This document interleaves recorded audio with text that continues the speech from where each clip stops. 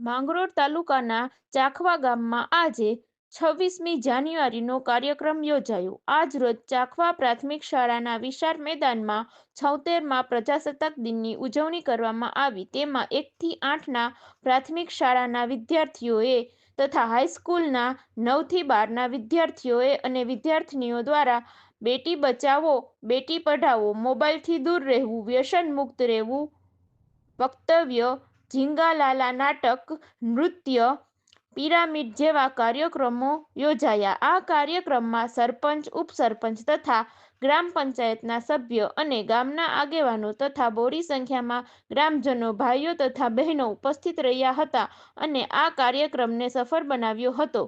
તેમજ આ કાર્યક્રમમાં પ્રાથમિક શાળા અને હાઈસ્કૂલના શિક્ષકો દ્વારા સરપંચ શ્રી લખમણભાઈ સરમણભાઈ રામને શાલ ઓઢાડીને સન્માન કરવામાં આવ્યું અને પ્રાથમિક શાળામાંથી બદલી થયેલ શિક્ષિકા પ્રવીણાબેન અને એના નવા આવેલા શિક્ષિકા ગુંજનબેન મકવાણાને ફૂલહાર આપી શાલ ઓઢાડીને સન્માન કરવામાં આવ્યું। રિપોર્ટર અનીસ ખાન બેલીમ, માંગરોળ।